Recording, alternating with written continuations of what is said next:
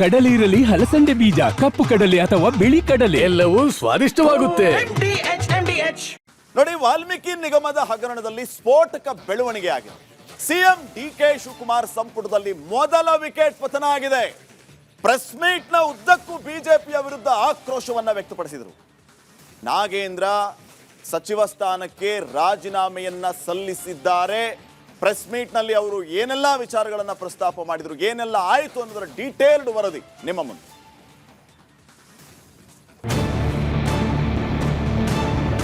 ನನ್ನ ಸ್ವಇಚ್ಛೆಯಿಂದ ನನ್ನ ರಾಜೀನಾಮೆಯನ್ನ ಮುಖ್ಯಮಂತ್ರಿಯವರಿಗೆ ಕೊಡ್ತಾ ಇದ್ದೀನಿ. ಸದನದ ಒಳಗೆ ನಿರಂತರ ಹೋರಾಟ, ಸದನದ ಹೊರಗೂ ಸಾಲು ಸಾಲು ಧರಣಿ, ಒಳಗೆ ಪ್ಲೇ ಕಾರ್ಡ್ ಹಿಡಿದು ಘೋಷಣೆ, ಹೊರಗೆ ಕಪ್ಪು ಬಟ್ಟೆ ಧರಿಸಿ ಪ್ರತಿಭಟನೆ.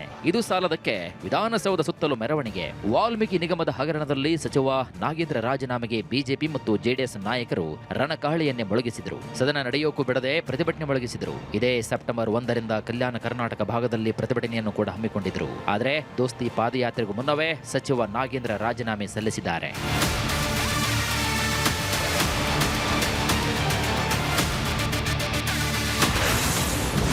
ಹೈಕಮಾಂಡ್ಗೆ ರಾಜೀನಾಮೆ ಸಲ್ಲಿಸಿದ ಸಚಿವ ನಾಗೇಂದ್ರ. ನೋಡಿ, ಸಚಿವ ನಾಗೇಂದ್ರ ರಾಜೀನಾಮೆಗೆ ಆಗ್ರಹಿಸಿ ಸೆಪ್ಟೆಂಬರ್ 1ರಿಂದ ಬಿಜೆಪಿ ಪಾದಯಾತ್ರೆ ಹಮ್ಮಿಕೊಂಡಿದ್ವು. ದೋಸ್ತಿ ನಾಯಕರು ರಾಯಚೂರಿನಿಂದ ಬಳ್ಳಾರಿಯವರೆಗೆ 10 ದಿನಗಳ ಕಾಲ ಬೃಹತ್ ಪಾದಯಾತ್ರೆ ನಡೆಸೋಕೆ ಸಜ್ಜಾಗಿದ್ರು. ಆದರೆ ಮೈತ್ರಿ ಪಾದಯಾತ್ರೆಗೆ ಹೆದರಿದ ಸಚಿವ ನಾಗೇಂದ್ರ ಬೇರೆ ದಾರಿ ಇಲ್ಲದೆ ತಮ್ಮ ಸಚಿವ ಸ್ಥಾನಕ್ಕೆ ರಾಜೀನಾಮೆ ಸಲ್ಲಿಸಿದ್ದಾರೆ ಅಂತ ಹೇಳಲಾಗಿದೆ. ಹೈಕಮಾಂಡ್ಗೆ ನಾಗೇಂದ್ರ ರಾಜೀನಾಮೆ ಪತ್ರ ಸಲ್ಲಿಸಿದ್ದಾರೆ.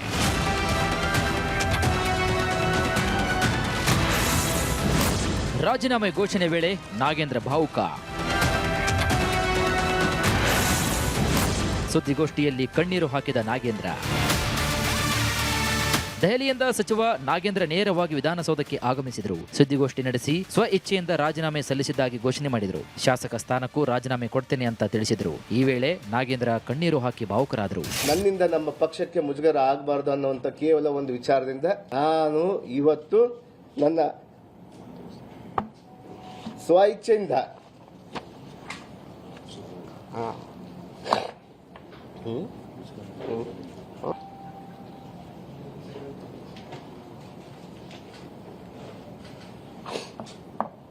ಸ್ವಇಚ್ಛೆಯಿಂದ ನನ್ನ ರಾಜೀನಾಮೆಯನ್ನು ನಾನು ನನ್ನ ಮುಖ್ಯಮಂತ್ರಿಯವರಿಗೆ ನಾನು ಕೊಡ್ತಾ ಇದ್ದೀನಿ. ನನಗೆ ಒಂದು ಅವಕಾಶ ಕೊಡಿ. ಇದು ನನ್ನ ಬ್ಲಾಕ್ ಮೇಲ್ ತಂತ್ರಗಾರಿಕೆ ಅಲ್ಲ. ನನಗೊಂದು ಅವಕಾಶ ಕೊಡಿ. ನನ್ನ ಮಂತ್ರಿ ಸ್ಥಾನಕ್ಕೆ ಅಲ್ಲ, ನನ್ನ ಶಾಸಕ ಸ್ಥಾನಕ್ಕೂ ನಾನು ತ್ಯಾಗ ಮಾಡ್ತೀನಿ. ಬನ್ನಿ ಅಖಾಡದಲ್ಲಿ ಹೋಗೋಣ ಅಂತ ಮನುವಾದಿಗಳಿಗೆ ನಾನು ಚಾಲೆಂಜ್ ಮಾಡ್ತಾ ಇದ್ದೀನಿ, ಸವಾಲನ್ನು ಎಸ್ತಾ ಇದ್ದೀನಿ. ಬನ್ನಿ ಜನತಾ ನ್ಯಾಯಾಲಯಕ್ಕೆ ಹೋಗೋಣ ಅಂತ. ನನ್ನ ಶಾಸಕ ಸ್ಥಾನಕ್ಕೂ ನಾನು ರಾಜೀನಾಮೆ ಮಾಡ್ತಾ ಇದ್ದೀನಿ. ಇವತ್ತು ಬನ್ನಿ, ತಾವು ಸೋಕಾಲ್ ಲೀಡರ್ಸ್, ಬಳ್ಳಾರಿ ಲೀಡರ್ಸ್ ಇದೀರಲ್ಲ, ನೀವು ಪಕ್ಕದಲ್ಲಿ ನಿಂತು ಆರೋಪಿಗಳು ತಾವು. ಆರೋಪದಲ್ಲಿಲ್ಲ, ಆರೋಪಿಗಳೇ ತಾವು. ಸಚಿವ ನಾಗೇಂದ್ರ ರಾಜೀನಾಮೆ ಸಂಬಂಧಪಟ್ಟಂತೆ ನಿನ್ನೆ ದೆಹಲಿಯಲ್ಲಿ ಹೈ ವೋಲ್ಟೇಜ್ ಸಭೆ ನಡೆದಿತ್ತು. ಈ ಮೀಟಿಂಗ್ನಲ್ಲಿ ಸಿಎಂ ಡಿಕೆ ಶಿವಕುಮಾರ್, ಕಾಂಗ್ರೆಸ್ ನಾಯಕ ರಾಹುಲ್ ಗಾಂಧಿ, ರಾಜ್ಯ ಉಸ್ತುವಾರಿ ಸುರ್ಜೇವಾಲಾ ಹಾಗೂ ಸಚಿವ ನಾಗೇಂದ್ರ ಭಾಗಿಯಾಗಿದ್ದರು. ಸಚಿವ ರಾಜೀನಾಮೆ ಬಗ್ಗೆ ಸುಮಾರು ಅರ್ಧ ಗಂಟೆಗೂ ಹೆಚ್ಚು ಕಾಲ ಚರ್ಚೆಯಾಗಿತ್ತು. ಈ ವೇಳೆ ನನ್ನಿಂದ ಕಾಂಗ್ರೆಸ್ ಪಕ್ಷಕ್ಕೆ ಮುಜುಗರ ಆಗೋದು ಬೇಡ, ಮುಜುಗರ ತಪ್ಪುತ್ತೆ ಅನ್ನೋದಾದ್ರೆ ನಾನು ರಾಜೀನಾಮೆಯನ್ನ ಕೊಡ್ತೇನೆ ಅಂತ ನಾಗೇಂದ್ರ ಭಾವುಕರಾಗಿ ಮಾತನಾಡಿದ್ರಂತೆ. ಹೈಕಮಾಂಡ್ಗೆ ರಾಜೀನಾಮೆ ಪತ್ರವನ್ನು ಕೂಡ ಸಲ್ಲಿಸಿದ್ದಾರೆ. ಮನಸ್ಸಿಗೆ ಬಹಳ ನೋವಾಗಿದೆ ಅವರಿಗೆ. ಏಕೆಂದರೆ ಒಬ್ಬ ನಿರಪರಾಧಿ. ನಾನು ಪರಿಶೀಲನೆ ಮಾಡಿದ್ದವನು, ನಾನು ಎಲ್ಲ ರಿಪೋರ್ಟು ನೋಡಿದ್ದವನು, ಎಲ್ಲರ ಜೊತೆ ಚರ್ಚೆ ಮಾಡಿದ್ದೇನೆ.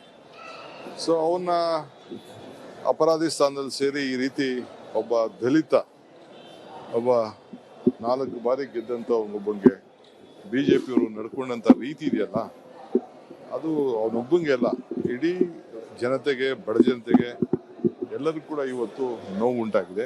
ಇನ್ನು ನಾಗೇಂದ್ರ ರಾಜೀನಾಮೆ ಸುದ್ದಿ ಹೊರಬೀಳ್ತಾ ಇದ್ದಂತೆ ದೋಸ್ತಿ ನಾಯಕರು ಫುಲ್ ಖುಷ್ ಆಗಿದ್ದಾರೆ. ಚರ್ಚೆ ಮಾಡುವ ವಿಷಯವೇ ಇಲ್ಲ. ಚಾರ್ಜ್ ಶೀಟ್ ಆಗಿದೆ, 600 ಅಕೌಂಟ್ಗಳು ಕಳಿಸಿದ್ದಾರೆ.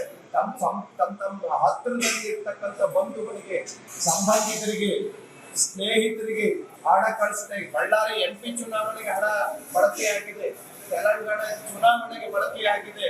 ಇದೆಲ್ಲ ತನಿಖೆಯಿಂದ ಬಂದಿರತಕ್ಕಂಥ ರಿಪೋರ್ಟ್. ಅತ ಕೇಂದ್ರ ಸಚಿವ ಕುಮಾರಸ್ವಾಮಿ ನಾಗೇಂದ್ರ ರಾಜೀನಾಮೆ ನೀಡಿದ್ರಲ್ಲಿ ಯಾವುದೇ ಆಶ್ಚರ್ಯ ಏನಿಲ್ಲ ಅಂತ ಹೇಳಿದ್ದಾರೆ. ಅದು ನಿರೀಕ್ಷೆ ಇದ್ದಿದ್ದೆ, ಕೊಡ್ತಾರೆ ಅಂತಕ್ಕಂಥದ್ದು ಮೊದಲೇ 1 ವಾರ 10 ದಿವಸದಿಂದನೇ ಈಗಾಗಲೇ ಅದರ ಬಗ್ಗೆ ತೀರ್ಮಾನಗಳಾಗಿದ್ದು. ಅದೇನು ನನಗೇನು ಆಶ್ಚರ್ಯ ಏನು ಮೂಡಿಲ್ಲ. ರಾಜೀನಾಮೆ ಕೊಡ್ತಕ್ಕಂಥ ಅದೇನು ಆಶ್ಚರ್ಯವೂ ಇಲ್ಲ. ಅದೇನೇ ಇರಲಿ, ಸಾಲು ಸಾಲು ಹೋರಾಟಗಳ ಬೆನ್ನಲ್ಲೇ ಕೊನೆಗೂ ನಾಗೇಂದ್ರ ರಾಜೀನಾಮೆ ಸಲ್ಲಿಸಿದ್ದಾರೆ. ಆದರೆ ಈ ರಾಜೀನಾಮೆಯನ್ನ ಕೊಟ್ಟಿದ್ದ ಅಥವಾ ಪಡೆದಿದ್ದ ಅನ್ನೋದೇ ಸಸ್ಪೆನ್ಸ್ ಆಗಿದೆ. ಒಂದ್ ಕಡೆ ಆಕ್ರೋಶ, ಮತ್ತೊಂದ್ ಕಡೆ ಭಾವುಕ. ಕಣ್ಣೀರು ಹಾಕ್ತಾನೆ ನಾಗೇಂದ್ರ ಸಚಿವ ಸ್ಥಾನಕ್ಕೆ ರಾಜೀನಾಮೆಯನ್ನ ಘೋಷಣೆ ಮಾಡಿದ್ದಾರೆ. ಆದರೆ ಈ ಸಂದರ್ಭದಲ್ಲಿ ಬಿಜೆಪಿ ನಾಯಕರ ವಿರುದ್ಧ ನಾಗೇಂದ್ರ ಬೆಂಕಿ ಉಂಡೆಗಳನ್ನೇ ಉಗುಳಿದ್ದಾರೆ, ಆಕ್ರೋಶವನ್ನ ವ್ಯಕ್ತಪಡಿಸಿದ್ದಾರೆ. ಮಾತಿನುದ್ದಕ್ಕೂ ಕೇಸರಿ ನಾಯಕರ ವಿರುದ್ಧ ಮುಗಿಬಿದ್ದಿದ್ದಾರೆ. ಇದೇ ಸಂದರ್ಭದಲ್ಲಿ ರಾಮುಲುಗೆ ಓಪನ್ ಸವಾಲ್ ಹಾಕಿದ್ದಾರೆ, ಪಂಥಾಹ್ವಾನವನ್ನ ನೀಡಿದ್ದಾರೆ. ಹೇಗಿತ್ತು ನೋಡ್ಕೊಂಬನ್ನಿ.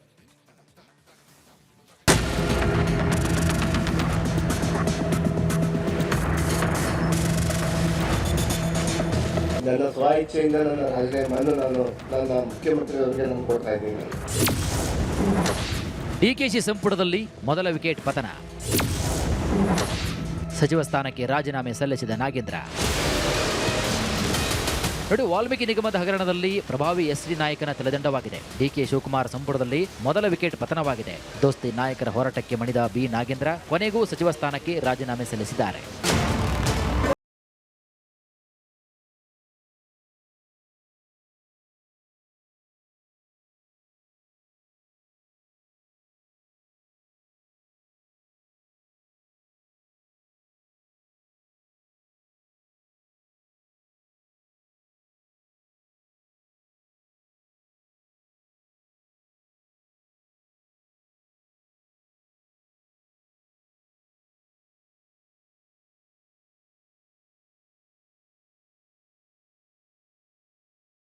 ಮುಜುಗರ ಆಗಬಾರ್ದು ಅನ್ನುವಂಥ ಕೇವಲ ಒಂದು ವಿಚಾರದಿಂದ ನಾನು ಇವತ್ತು ನನ್ನ ಸ್ವ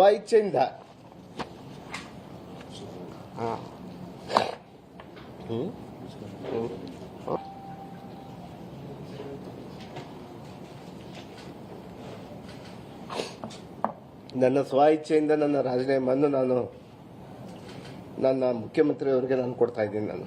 ರಾಜೀನಾಮೆ ಘೋಷಣೆ ವೇಳೆ ಕಣ್ಣೀರು ಹಾಕಿದ ನಾಗೇಂದ್ರ ಬಳಿಕ ಬಿಜೆಪಿ ನಾಯಕರ ವಿರುದ್ಧ ಬೆಂಕಿ ಉಂಡೆಗಳನ್ನೇ ಉಗುಳಿದ್ದಾರೆ. ಮಾತಿನುದ್ದಕ್ಕೂ ಕೇಸರಿ ನಾಯಕರ ವಿರುದ್ಧ ಮುಗಿಬಿದ್ರು. ದಲಿತರು ಮೇಲೆ ಬರಬಾರದೆಂದು ಕುತಂತ್ರ. ನನ್ನಿಂದ ಏನ್ ತಪ್ಪಾಗಿದೆ ಸ್ವಾಮಿ? ನಾನು ಕೇವಲ ಕಾಂಗ್ರೆಸ್ ಸರ್ಕಾರದ ಒಬ್ಬ ಮಂತ್ರಿ ಆಗಿದ್ದಕ್ಕೆ ನನಗೆ ಶಿಕ್ಷಣ ಪ್ರೂಫ್ ಎಲ್ಲಿದೆ? ನಾನು ಏನಾದರೂ ಒಂದು ಸೈನ್ ಮಾಡಿದ್ದೀನ? ಒಂದು ಆದೇಶ ಕೊಟ್ಟಿದ್ದೀನ? ನನ್ನಿಂದ ಏನಾದರೂ ₹1 ಆದರೂ ನನ್ನಿಂದ ಬಂದಿದೆನಾ? ನನಗೆ ಹೋಗಿ ಬಂದಿದೆನಾ? ನನ್ನ ನೋಟ್ ಶೀಟ್ ಇದೆನಾ? ಯಾಕೆ ಸ್ವಾಮಿ ಇಷ್ಟು ದಲಿತರ ಮೇಲೆ ತಾವು? ಅದಕ್ಕೆ ನಾನು ಹೇಳೋದು, ತಾವು ಮನುವಾದಿಗಳು. ಪಾದಯಾತ್ರೆ ಮೂಲಕ ಸುಳ್ಳು ಹರಡಲು ಯತ್ನ.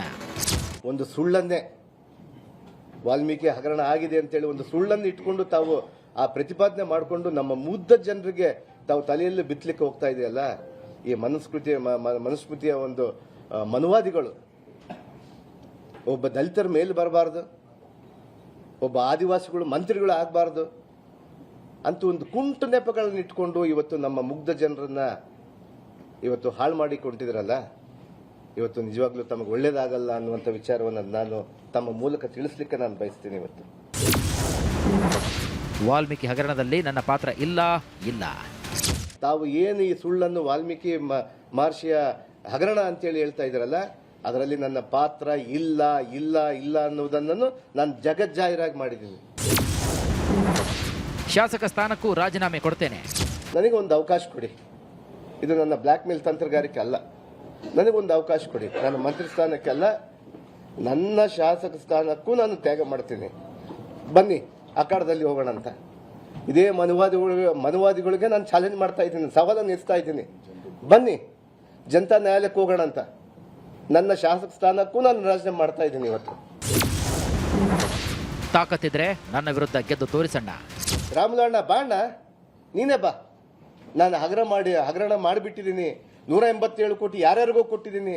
ರಾಹುಲ್ ಗಾಂಧೀಜಿ ಅವ್ರ ಮನೆಗೆ ಕಳಿಸಿದ್ದೀನಿ, ಇನ್ನೊಬ್ಬರು ಕಳಿಸಿದ್ದೀನಿ ಅಂತ ಹೇಳ್ತೀಯಲ್ಲಪ್ಪ. ಬಾ ನ್ಯಾಯಾಲಯಕ್ಕೆ ಹೋಗೋಣ, ಬಾಪ್ಪ ಜನತಾ ನ್ಯಾಯಾಲಯಕ್ಕೆ ಬಾ. ನೀನು ಸವಾಲನ್ನು ಸ್ವೀಕಾರ ಮಾಡ್ಬೇಕು. ನಾನು ನಮ್ಮ ವರಿಷ್ಠರಲ್ಲಿ ನಾನು ಮನವಿ ಮಾಡ್ಕೊಂತೀನಿ. ನಾನು ಒಂದು ಸುಳ್ಳನ್ನು ಹೇಳಿ ತಮ್ಮ ಬೇಳೆ ಬೇಯಿಸ್ಕೊಳ್ಳಿಕ್ಕೆ ಬಳ್ಳಾರಿ ಜನರ ಮುಗ್ಧ ಜನರನ್ನ, ಬಳ್ಳಾರಿಯಲ್ಲಿ ಈಗಾಗಲೇ ಕೂಡ ತಾವು ರಿಜೆಕ್ಟ್ ಪೀಸ್ಗಳು ಚಲಾವಣೆ ಇಲ್ಲದ ನಾಣ್ಯಗಳು ತಾವು. ನೋಡಿದ್ರಲ್ವಾ ನಾಗೇಂದ್ರ ಆಕ್ರೋಶವನ್ನ. ಬಿಜೆಪಿ ನಾಯಕ ಶ್ರೀರಾಮುಲುಗೆ ನಾಗೇಂದ್ರ ಓಪನ್ ಸವಾಲ್ ಹಾಕಿದ್ದಾರೆ. ತನ್ನ ವಿರುದ್ಧ ಚುನಾವಣೆಗೆ ನಿಲ್ಲುವಂತೆ ಪಂಥಾಹ್ವಾನ ಮಾಡಿದ್ದಾರೆ. ನಾಗೇಂದ್ರ ಅವರ ಸವಾಲನ್ನ ಶ್ರೀರಾಮುಲು ಸ್ವೀಕರಿಸ್ತಾರಾ ಅನ್ನೋ ಸದ್ಯದ ಕುತೂಹಲ.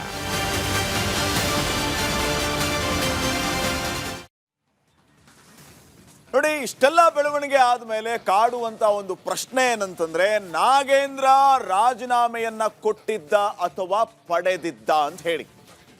ಸ್ವಇಚ್ಛೆಯಿಂದ ರಾಜೀನಾಮೆ ಕೊಟ್ಟಿದ್ದೇನೆ ಅಂತ ಹೇಳ್ತಾರೆ. ಆದರೆ ಆ ಪ್ರೆಸ್ ಮೀಟ್ ನಲ್ಲಿ ಅವರು ಕಣ್ಣೀರು ಹಾಕಿದ್ದು, ಭಾವುಕರಾಗಿದ್ದು, ಬಿಜೆಪಿಯ ಮೇಲೆ ಆಕ್ರೋಶವನ್ನ ವ್ಯಕ್ತಪಡಿಸಿದ್ದು, ಇವೆಲ್ಲವನ್ನೂ ಕೂಡ ಗಮನಿಸಿದಾಗ ಅನಿಸಿದ್ದೇನು, ರಾಜೀನಾಮೆಯನ್ನ ನೀಡುವಂತೆ ಹೈಕಮಾಂಡ್ ಒತ್ತಡ ಹಾಕ್ತಾ ನಾಗೇಂದ್ರ ಮೇಲೆ ಮುಜುಗುರ ತಪ್ಪಿಸ್ಕೋಬೇಕಾಗಿತ್ತು, ಪ್ರಾಸಿಕ್ಯೂಷನ್ಗೆ ಅನುಮತಿ ಕೊಟ್ಟರೆ ಸಮಸ್ಯೆ ಆಗುತ್ತೆ ಅಂತ ಹೇಳಿ. ಸೊ ಬಲವಂತವಾಗಿ ರಾಜೀನಾಮೆಯನ್ನ ಪಡೆದ್ರ ವರಿಷ್ಠರು ಅನ್ನುವಂಥ ಪ್ರಶ್ನೆ ಮೂಡ್ತಾ ಇದೆ. ರಾಜೀನಾಮೆಯ ಸಂದರ್ಭದಲ್ಲಿ ನಾಗೇಂದ್ರ ಕಣ್ಣೀರು ಹಾಕಿದ್ರು, ನೀವೆಲ್ಲರೂ ಕೂಡ ಗಮನಿಸಿದ್ರಿ. ಸ್ವಇಚ್ಛೆಯಿಂದ ಆ ರಾಜೀನಾಮೆ ಅನ್ನುವಂಥ ಪದ ಬರೋದಕ್ಕಿಂತ ಮುಂಚೆ ಸಂಪೂರ್ಣ ಭಾವುಕರಾಗ್ಬಿಟ್ರು ನಾಗೇಂದ್ರ. ಅದನ್ನು ಹೇಳೋದಕ್ಕಾಗ್ಲಿಲ್ಲ, ಮನಸ್ಸು ಒಪ್ತಾ ಇಲ್ಲ. ನಿನ್ನೆಯೇ ರಾಜೀನಾಮೆಯನ್ನ ಕೊಡ್ತಾರೆ ಅಂತ ಹೇಳಿದ್ರು ಸಿಎಂ ಡಿ ಕೆ ಶಿವಕುಮಾರ್ ಅವರು. ಇದಾಗಿ 24 ಗಂಟೆಗಳ ಬಳಿಕ ನಾಗೇಂದ್ರ ರಾಜ್ಯಕ್ಕೆ ಬಂದ್ರು. ಏರ್ಪೋರ್ಟ್ ಅಲ್ಲೂ ರಾಜೀನಾಮೆಯ ಬಗ್ಗೆ ನಾಗೇಂದ್ರ ಏನು ಮಾತಾಡಲಿಲ್ಲ, ಅದ್ರ ಬಗ್ಗೆ ಯಾವುದೇ ವಿಚಾರಗಳನ್ನ ಎತ್ತಲಿಲ್ಲ. ಬಿಜೆಪಿಯ ಗೊಡ್ಡು ಬೆದರಿಕೆಗೆ ಬಗ್ಗಲ್ಲ ಅಂತ ನಾಗೇಂದ್ರ ಹೇಳಿದ್ರು. ಪರೋಕ್ಷವಾಗಿ ರಾಜೀನಾಮೆಯನ್ನ ಕೊಡಲ್ಲ ಅಂತ ನಾಗೇಂದ್ರ ಹೇಳಿದ್ರು. ಅರ್ಥ ಏನು, ವಿಪಕ್ಷದವ್ರು ಏನೇ ತಿಪ್ಪರಲಾಗ ಹಾಕಿದ್ರು ನಾನು ರಾಜೀನಾಮೆ ಕೊಡಲ್ಲ, ನಿಮ್ಮ ಗೊಡ್ಡು ಬೆದರಿಕೆಗಳಿಗೆ ನಾವು ಜಗ್ಗಲ್ಲ ಬಗ್ಗಲ್ಲ ಅಂತ ಹೇಳಿದ್ರು. ಅದಾದ್ಮೇಲೆ ಏನಾಯ್ತು, ಸುದ್ದಿಗೋಷ್ಠಿಯಲ್ಲಿ ತಪ್ಪು ಮಾಡಿಲ್ಲ ಅಂತಾನೆ ಸಮರ್ಥನೆ ಮಾಡಿಕೊಂಡ್ರು. ನಾನು ತಪ್ಪು ಮಾಡಿಲ್ಲ ಮಾಡಿಲ್ಲ ಮಾಡಿಲ್ಲ ಅಂತ ಹೇಳಿದ್ರು. ಹಣ ವರ್ಗಾವಣೆಗೆ ಆದೇಶ ಮಾಡಿಲ್ಲ, ಸೈನ್ ಮಾಡಿಲ್ಲ ಅಂತ ಹೇಳಿದ್ರು. ಇದೆಲ್ಲ ಆದ್ಮೇಲೆ ಸ್ವ ಇಚ್ಛೆಯಿಂದ ರಾಜೀನಾಮೆ ಘೋಷಣೆ ಮಾಡ್ತಿದ್ದೀನಿ ಅಂತ ಹೇಳಿದ್ರು. ಓಕೆ, ಸ್ವ ಇಚ್ಛೆಯಿಂದ ರಾಜೀನಾಮೆ ಘೋಷಣೆ ಮಾಡಿದ್ದಾರೆ, ಕಣ್ಣೀರು ಯಾಕೆ? ಬಿಜೆಪಿ ವಿರುದ್ಧ ಆಕ್ರೋಶವನ್ನ ವ್ಯಕ್ತಪಡಿಸಿದ್ರು, ಭಾವುಕರಾದ್ರಿ, ಕೆರಳಿ ಕೆಂಡವಾದ್ರಿ, ಪಂಥಾಹ್ವಾನವನ್ನ ನೀಡಿದ್ರಿ. ನೀವು ಸ್ವ ಇಚ್ಛೆಯಿಂದ ರಾಜೀನಾಮೆ ಕೊಡ್ತಾ ಇದ್ದೀರಿ ಅಂತಾದ್ರೆ ಭಾವುಕರು ಯಾಕಾದ್ರಿ ಅನ್ನುವಂಥ ಪ್ರಶ್ನೆಯೂ ಕೂಡ ಈಗ ಜನರು ಮಾಡ್ತಾ ಇರೋದು. ಸ್ವ ಇಚ್ಛೆಯಿಂದನೇ ರಾಜೀನಾಮೆ ಕೊಡೋದಾಗಿದ್ರೆ ಇಷ್ಟು ದಿನ ಬೇಕಾಗಿತ್ತ ಅನ್ನುವಂಥ ಪ್ರಶ್ನೆಯನ್ನು ಕೂಡ ಮಾಡ್ತಾ ಇದ್ದಾರೆ. ಈಗ ಒಂದು ಬ್ರೇಕಿಂಗ್ ಅಪ್ಡೇಟ್ ಬರ್ತಾ ಇದೆ ವೀಕ್ಷಕರೇ. ಸಚಿವ ಸ್ಥಾನಕ್ಕೆ ಬಿ ನಾಗೇಂದ್ರ ರಾಜೀನಾಮೆಯನ್ನ ಕೊಟ್ಟಿರುವಂತಹ ವಿಚಾರ. ಬಳ್ಳಾರಿಯಲ್ಲಿ ನಾಗೇಂದ್ರ ನಿವಾಸದ ಮುಂದೆ ಪ್ರತಿಭಟನೆ. ಬಳ್ಳಾರಿಯ ನೆಹರು ಕಾಲೋನಿಯ ಮನೆಯ ಮುಂದೆ ಪ್ರತಿಭಟನೆಯನ್ನ ಮಾಡ್ತಾ ಇದ್ದಾರೆ ಬೆಂಬಲಿಗರು. ನಾಗೇಂದ್ರ ಬೆಂಬಲಿಗರು, ಅಭಿಮಾನಿಗಳು ಪ್ರತಿಭಟನೆಯನ್ನ ಮಾಡ್ತಾ ಇದ್ದಾರೆ. ಬಿಜೆಪಿ ನಾಯಕರ ವಿರುದ್ಧ ಘೋಷಣೆಗಳನ್ನ ಕೂಗ್ತಾ ಆಕ್ರೋಶವನ್ನ ವ್ಯಕ್ತಪಡಿಸ್ತಾ ಇದ್ದಾರೆ.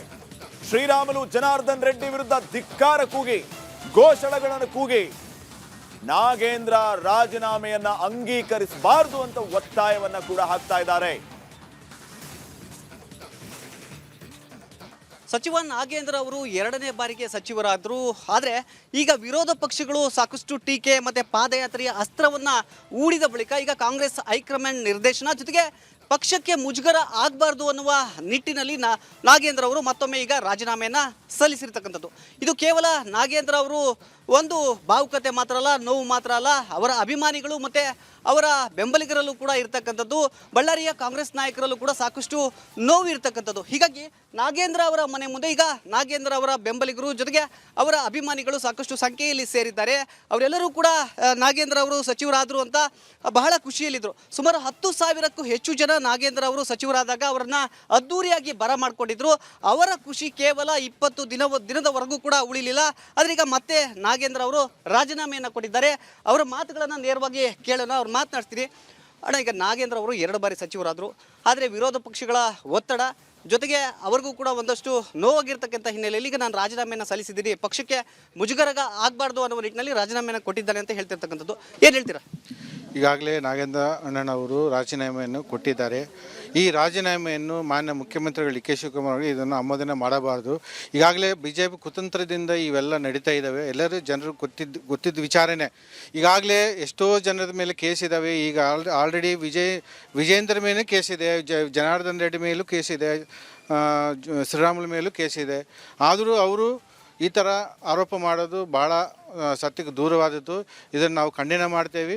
ಈಗಾಗಲೇ ರಾಜೀನಾಮೆ ಕೊಟ್ಟಿರೋದನ್ನು ಮಾನ್ಯ ಡಿ ಕೆ ಶಿವಕುಮಾರ್ ಅವರು ಅನುಮೋದನೆ ಮಾಡಬಾರ್ದು. ಇದನ್ನು ಹೆಂಗನ್ ಮಾಡಿ ನಾಗೇಂದ್ರ ಅವರಿಗೆ ಮತ್ತೆ ಸಚಿವ ಸ್ಥಾನ ಉಳಿಸ್ಕೋಬೇಕಂತೇಳಿ ನಮ್ಮ ಅಭಿಪ್ರಾಯ. ಈಗ ನಾಗೇಂದ್ರ ಅವರು ಮಾತನಾಡ್ತಕ್ಕಂಥ ಸಂದರ್ಭದಲ್ಲಿ ಬಹಳ ಭಾವುಕರಾದರು, ಕಣ್ಣೀರನ್ನು ಹಾಕಿದರು ಲಿಟರಲಿ. ಅದೆಲ್ಲ ನೋಡಿದಾಗ ನಿಮ್ಗೆ ಏನು ಅನ್ಸುತ್ತೆ? ನಾಗೇಂದ್ರ ಅವರು ಪಾಪ 20 ದಿನಗಳ ಕಾಲ ಸಚಿವರಾದರು, ಮತ್ತೆ ಈಗ ರಾಜೀನಾಮೆ ಕೊಡೋದನ್ನು ಸಣ್ಣ ವಿಷಯ ಅಲ್ಲ, ಏನು ಹೇಳ್ತೀರಾ? ಸರ್, ಇದಕ್ಕಿಂತ ಮುಂಚೆ ಅವರು ಆರೋಪ ಮಾಡಿದ್ರು, ಅಣ್ಣ ಅದನ್ನು ಫೇಸ್ ಮಾಡಿ ರಾಜೀನಾಮೆ ಕೊಟ್ಟು ED ಆಗಲಿ, CBI ಆಗಲಿ ಮತ್ತು ನಮ್ಮ ಕರ್ನಾಟಕದಲ್ಲಿರುವಂಥ ಪೊಲೀಸ್ SIT ಆಗಲಿ ಎಲ್ಲ ವರದಿ ಬಂದರೂ ಕೂಡ ಅವರು ಅಪರಾಧಿ ಅಲ್ಲ, ನಿರಪರಾಧಿ ಅಂತ ಗೊತ್ತಾದರೂ ಕೂಡ ಮತ್ತೆ ಕೇಂದ್ರದಲ್ಲಿ ಎಲ್ಲ ಥರ ಏನೇ ಕಷ್ಟ ಕೊಡಬಾರ್ದು, ಅಣ್ಣ ಕಷ್ಟ ಕೊಟ್ಟರು, ಜೈಲಿಗೆ ಹೋದ್ರೆ ಎಲ್ಲ ಬಂದರೂ ಕೂಡ ಈಗ 2ನೇ ಸಾರಿ ಮಂತ್ರಿ ಆಗಿದ್ದು ಅವರಿಗೆ ಸಹಿಸೋದಾಗ್ತಾ ಇಲ್ಲ. ಯಾಕಂದರೆ ಮುಂಬರುವ ಚುನಾವಣೆಯಲ್ಲಿ ಮತ್ತೆ ಎಲ್ಲಿ ನಾವು 5ಕ್ಕೆ 5 ಮತ್ತೆ ಸೋಲ್ತೀವಿ, ಮತ್ತೆ ಸುತ್ತಮುತ್ತ ಜಿಲ್ಲೆಗಳಿಗೆ ಎಲ್ಲಿ ಹೊಡೆತ ಬೀಳುತ್ತೆ ನಾಗೇಂದ್ರ ಅವರು ಮಂತ್ರಿ ಆಗಿದ್ರೆಂಬ ಭಯದಿಂದ ಇವತ್ತು ಕುತಂತ್ರಿಗಳು BJPಯವರು ನಮ್ಮ ನಾಗೇಂದ್ರಣ್ಣನವ್ರನ್ನ ಸಚಿವ ಸ್ಥಾನದಿಂದ ಇಳಿಸಲು ಹುನ್ನಾರ ಹೂಡಿದ್ದಾರೆ. ಆಗಲಿ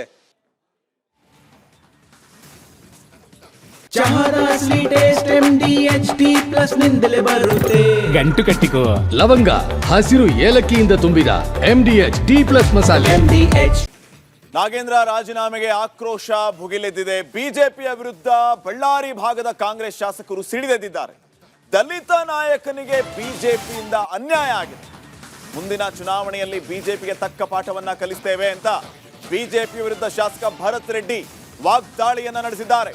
ಯಾವುದೇ ಕಾರಣಕ್ಕೂ ಇದನ್ನ ಜನ ಸಹಿಸೋದಿಲ್ಲ, ನಿಮಗೆ ತಕ್ಕ ಪಾಠವನ್ನ ಕಲಿಸ್ತಾರೆ, ನಾವು ಕೂಡ ತಕ್ಕ ಪಾಠವನ್ನ ಕಲಿಸ್ತೀವಿ ಅಂತ ಹೇಳಿ ಮುಂದಿನ ಚುನಾವಣೆಯ ಸವಾಲನ್ನ ಹಾಕಿದ್ದಾರೆ ಕಾಂಗ್ರೆಸ್ ಶಾಸಕರು. ಸರಿ, ರಾಜೀನಾಮೆ ಕೊಟ್ಟಿದ್ದಾರೆ ನಿಮ್ಮ ಬಳ್ಳಾರಿಯವರು?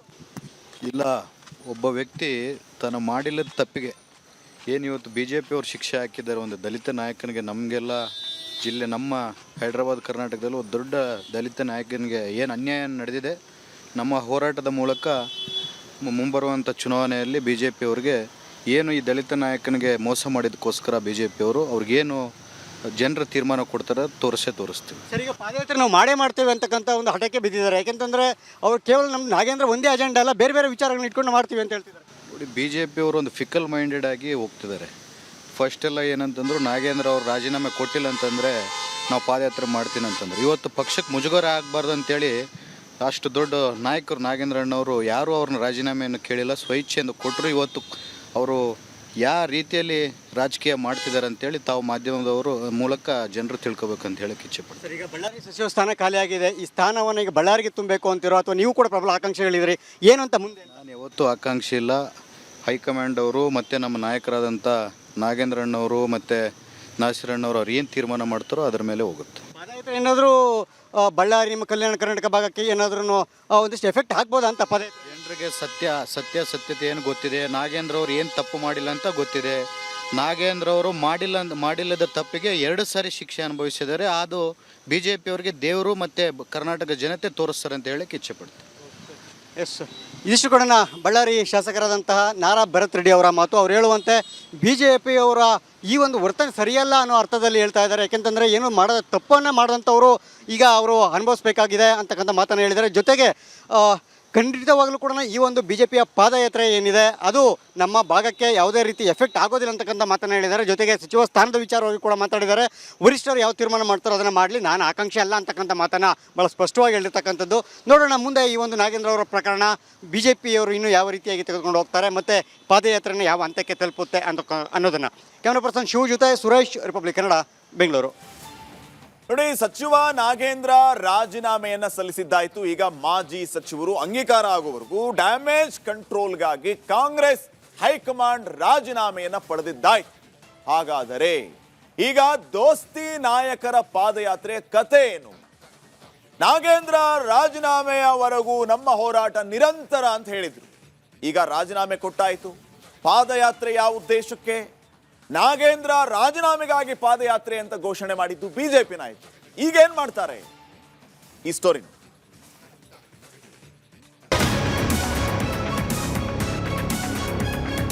ಸಚಿವ ನಾಗೇಂದ್ರ ರಾಜೀನಾಮೆಗೆ ಬಿಜೆಪಿ ಜೆಡಿಎಸ್ ಪಟ್ಟು ಹಿಡಿದಿತ್ತು. ಸದನದ ಒಳಗೂ ಹೊರಗೂ ಪ್ರತಿಭಟನೆ ಕಹಳೆ ಮೊಳಗಿಸಿತ್ತು. ಸಂಪುಟದಿಂದ ನಾಗೇಂದ್ರ ಅವರನ್ನ ಕೈಬಿಡುವಂತೆ ಬೃಹತ್ ಹೋರಾಟವನ್ನೇ ಮಾಡಿತ್ತು. ಕೊನೆಗೂ ದೋಸ್ತಿ ನಾಯಕರ ಆಸೆ ಈಡೇರಿದೆ. ಸಚಿವ ಸ್ಥಾನಕ್ಕೆ ನಾಗೇಂದ್ರ ರಾಜೀನಾಮೆ ನೀಡಿದ್ದಾರೆ. DK ಶಿವಕುಮಾರ್ ಅವರ ಸಂಪುಟದ 1 ವಿಕೆಟ್ ಔಟ್ ಆಗಿದೆ. ಏನಾಗಲಿದೆ ದೋಸ್ತಿ ನಾಯಕರ ಪಾದಯಾತ್ರೆ? ದೋಸ್ತಿ ಪಾದಯಾತ್ರೆ ಬಗ್ಗೆಯೇ ಮೂಡಿದ ಪ್ರಶ್ನೆ. ಸಚಿವ ಬಿ ನಾಗೇಂದ್ರ ರಾಜೀನಾಮೆಗೆ ಆಗ್ರಹಿಸಿ ಸೆಪ್ಟೆಂಬರ್ 1ರಿಂದ ಬಿಜೆಪಿ ಪಾದಯಾತ್ರೆ ಹಮ್ಮಿಕೊಂಡಿತ್ತು. ಬಿಜೆಪಿ ಮತ್ತು ಜೆಡಿಎಸ್ ನಾಯಕರು ರಾಯಚೂರಿನಿಂದ ಬಳ್ಳಾರಿಯವರೆಗೆ 10 ದಿನಗಳ ಕಾಲ ಬೃಹತ್ ಪಾದಯಾತ್ರೆ ನಡೆಸಲು ಮುಂದಾಗಿದ್ರು. ಈ ಮೂಲಕ ಕಲ್ಯಾಣ ಕರ್ನಾಟಕದಲ್ಲಿ ಕಾಂಗ್ರೆಸ್ ವಿರುದ್ಧ ಜನಜಾಗೃತಿ ಮೂಡಿಸಲು ಮುಂದಾಗಿದ್ರು. ಆದರೆ ಅದಕ್ಕೂ ಮುನ್ನವೇ ನಾಗೇಂದ್ರ ಸಚಿವ ಸ್ಥಾನಕ್ಕೆ ರಾಜೀನಾಮೆ ನೀಡಿದ್ದಾರೆ. ಈಗ ದೋಸ್ತಿ ಪಾದಯಾತ್ರೆ ನಡೆಯುತ್ತಾ ಇಲ್ವಾ ಅನ್ನೋ ಪ್ರಶ್ನೆ ಮೂಡಿದೆ. ರದ್ದಾಗುತ್ತಾ ದೋಸ್ತಿ ಪಾದಯಾತ್ರೆ? ಅಂದಹಾಗೆ ಕಲ್ಯಾಣ ಕರ್ನಾಟಕ ಭಾಗ ಕಾಂಗ್ರೆಸ್ಗೆ ಭದ್ರಕೋಟೆಯಾಗಿದೆ. 5ಕ್ಕೆ 5 ಲೋಕಸಭಾ ಕ್ಷೇತ್ರಗಳನ್ನು ಕಾಂಗ್ರೆಸ್ ಗೆದ್ದು ಬೀಗಿದೆ. 42 ವಿಧಾನಸಭಾ ಕ್ಷೇತ್ರಗಳ ಪೈಕಿ 30ಕ್ಕೂ ಹೆಚ್ಚು ವಿಧಾನಸಭಾ ಕ್ಷೇತ್ರಗಳಲ್ಲಿ ಕಾಂಗ್ರೆಸ್ ಶಾಸಕರು ಗೆಲುವಿನ ಕೇಕೆ ಹಾಕಿದ್ದಾರೆ. ಇದೇ ಕಾರಣಕ್ಕೆ ಕಲ್ಯಾಣ ಕರ್ನಾಟಕದಲ್ಲಿ ಕಾಂಗ್ರೆಸ್ನ ಹಿಡಿತವನ್ನ ಬಿಜೆಪಿ ತನ್ನ ತೆಕ್ಕೆಗೆ ಪಡೆಯಲು ಪಾದಯಾತ್ರೆಗೆ ಮುಂದಾಗಿತ್ತು. ನಾಗೇಂದ್ರ ರಾಜೀನಾಮೆಗಾಗಿ ಪಾದಯಾತ್ರೆ ನಡೆಸಿ 5 ಲೋಕಸಭಾ ಕ್ಷೇತ್ರಗಳ ವ್ಯಾಪ್ತಿಯಲ್ಲೂ ಕೂಡ ವಾಲ್ಮೀಕಿ ಸಮುದಾಯದ ಮತಗಳನ್ನು ಸೆಳೆಯೋಕೆ ಮುಂದಾಗಿತ್ತು. ಆದರೆ ಈ ಪಾದಯಾತ್ರೆಗೂ ಮುನ್ನ ನಾಗೇಂದ್ರ ರಾಜೀನಾಮೆ ನೀಡಿದರೂ ಕೂಡ ದೋಸ್ತಿ ನಾಯಕರಿಗೆ ಕಲ್ಯಾಣ ಕರ್ನಾಟಕದಲ್ಲಿನ ಕಾಲ್ನಡಿಗೆ ಅನಿವಾರ್ಯವಾಗಿದೆ. ಇನ್ನು ಈ ಬಗ್ಗೆ ಮಾತನಾಡಿದ ಬಿಜೆಪಿ ರಾಜ್ಯಾಧ್ಯಕ್ಷ BY ವಿಜೇಂದ್ರ, ನಾಗೇಂದ್ರ ಸಣ್ಣ ಮೀನು ಅಷ್ಟೇ, ವಾಲ್ಮೀಕಿ ಹಗರಣದಲ್ಲಿ ದೊಡ್ಡ ದೊಡ್ಡ ತಿಮಿಂಗಲಗಳಿವೆ ಹೀಗಂತ ಆಕ್ರೋಶವನ್ನು ಹೊರಹಾಕಿದ್ದಾರೆ. ನಮ್ಮ ಹೋರಾಟ ಕೇವಲ ನಾಗೇಂದ್ರ ರಾಜೀನಾಮೆಗೆ ಮಾತ್ರ ಸೀಮಿತವಾಗಿಲ್ಲ ಅನ್ನೋ ಮೂಲಕ ಪಾದಯಾತ್ರೆ ಮಾಡುವ ಬಗ್ಗೆ ಸುಳಿವು ನೀಡಿದ್ದಾರೆ. ನಾನು ಬೆಂಗಳೂರಿನಲ್ಲೂ ಕೂಡ ಹೇಳಿದ್ದೇನೆ ಈ ವಿಚಾರವಾಗಿ. ನಾಗೇಂದ್ರ ಅವರು ಒಂದು ಸಣ್ಣ ಮೀನು ಅಷ್ಟೇ, ಇದರಲ್ಲಿ ದೊಡ್ಡ ದೊಡ್ಡ ತಿಮಿಂಗಲಗಳು ಕೂಡ ಈ ಹಗರಣದಲ್ಲಿ ಭಾಗಿಯಾಗಿದ್ದಾರೆ. ನಮ್ಮ ಮೂಲ ಉದ್ದೇಶ ಇರುವಂಥದ್ದು ವಾಲ್ಮೀಕಿ ಅಭಿವೃದ್ಧಿ ನಿಗಮದ ಏನು 185 ಕೋಟಿ ರೂಪಾಯಿಗಳಿದೆ, ವಾಪಸ್ಸು ಆ ನಿಗಮಕ್ಕೆ ಬರಬೇಕು. ಆ ಶೋಷಿತ ಸಮುದಾಯಗಳ ಅಭಿವೃದ್ಧಿಗೆ ಮೀಸಲಿಟ್ಟಿರ್ತಕ್ಕಂಥ ಹಣ ಅವರು ವಾಪಸ್ ತಲುಪಬೇಕಾಗ್ತದೆ. ಭಾರತೀಯ ಜನತಾ ಪಾರ್ಟಿಯ ಹೋರಾಟ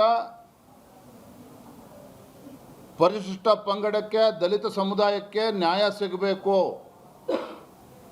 185 ಕೋಟಿ ಏನು ಅವ್ರ ಅಭಿವೃದ್ಧಿಗೆ ಮೀಸಲಿಟ್ಟಿರ್ತಕ್ಕಂಥ ಹಣ ಅವ್ರಿಗೆ ವಾಪಸ್ ತಲುಪಬೇಕು.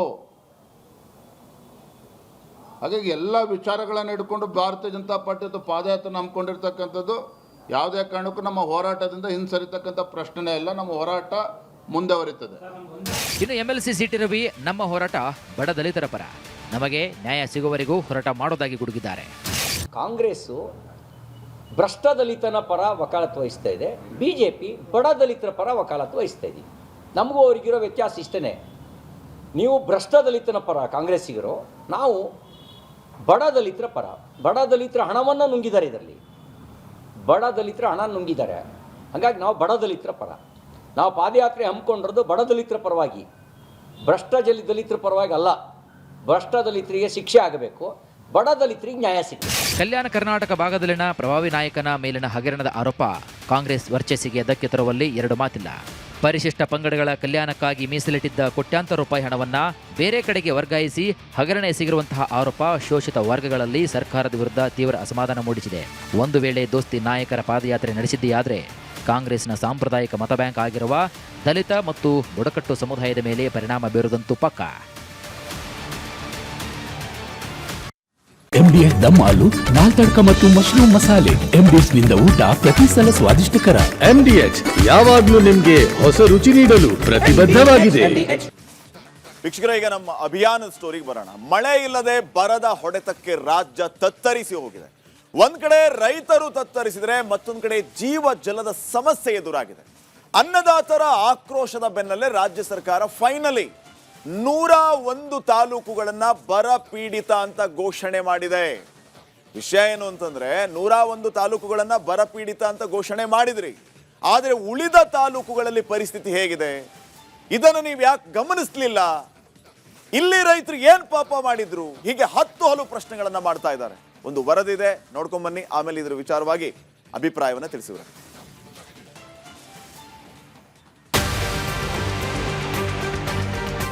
ನಮ್ಮ ಪರಿಸ್ಥಿತಿ, ಬರದ ಪರಿಸ್ಥಿತಿ ಹೇಗಿದೆ, ಯಾವ್ಯಾವ ತಾಲೂಕುಗಳು ಮತ್ತೆ ಕ್ವಾಲಿಫೈ ಆಗ್ತವೆ, ಆ ತಾಲೂಕನ್ನು ಡಿಕ್ಲೇರ್ ಮಾಡ್ತಾ ಹೋಗ್ತೀವಿ.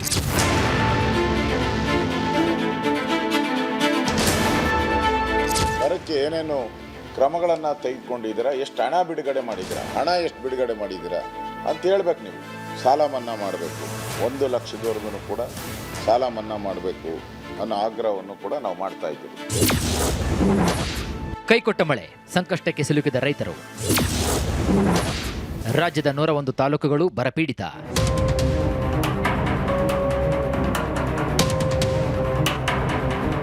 ರಾಜ್ಯದಲ್ಲಿ ಬರದ ಛಾಯೆ ಆವರಿಸಿದೆ. ಮಳೆರಾಯನ ಮುನಿಸಿಗೆ ರೈತರು ಅಕ್ಷರಶಃ ಕಂಗಾಲಾಗಿದ್ದಾರೆ. ಮಳೆ ನಂಬಿ ಬಿತ್ತನೆ ಮಾಡಿದ್ದ ಭೂಮಿ ಬರಡಾಗಿದೆ, ಕೆರೆಗಳು ಬತ್ತುತ್ತಿವೆ. ಬರದ ಹೊಡೆತ ಅನ್ನದಾತರನ್ನ ಹೈರಾಣಾಗಿಸಿದೆ. ಇದರ ನಡುವೆ ರಾಜ್ಯ ಸರ್ಕಾರ ಇದೀಗ 101 ತಾಲೂಕುಗಳನ್ನು ಬರಪೀಡಿತ ಅಂತ ಘೋಷಣೆ ಮಾಡಿದೆ.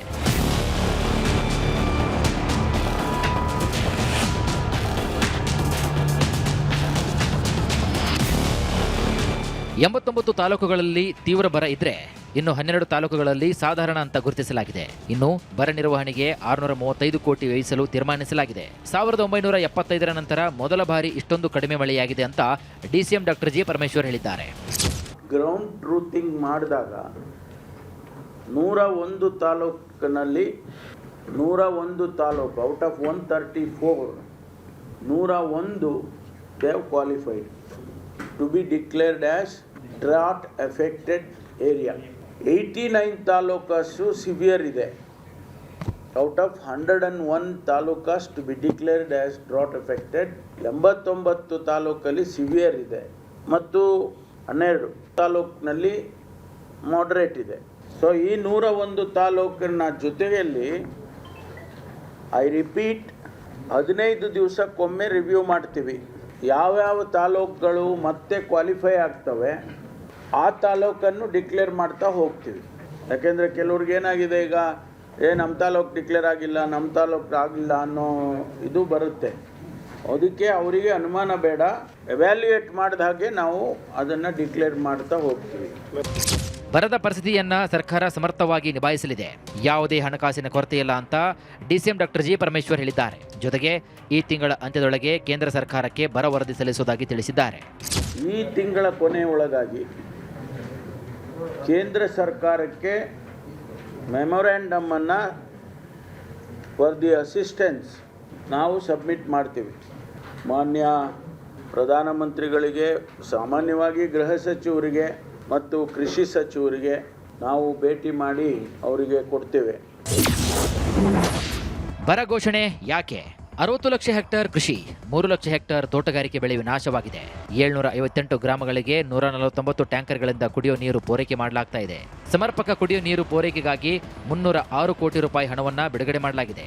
ಇನ್ನು ಮೇವಿನ ಸಮಸ್ಯೆ ಆಗದಂತೆ 25 ಕೋಟಿ ವೆಚ್ಚದಲ್ಲಿ ಮೇವಿನ ಬೀಜದ ಕಿಟ್ ವಿತರಣೆಗೆ ರಾಜ್ಯ ಸರ್ಕಾರ ಮುಂದಾಗಿದೆ. ಜನ ಗುಳೆ ಹೋಗುವುದನ್ನು ತಡೆಯಲು ಬಸ್, ರೈಲ್ವೆ ನಿಲ್ದಾಣಗಳಲ್ಲಿ ಅಧಿಕಾರಿಗಳನ್ನು ನೇಮಿಸಲಾಗಿದೆ.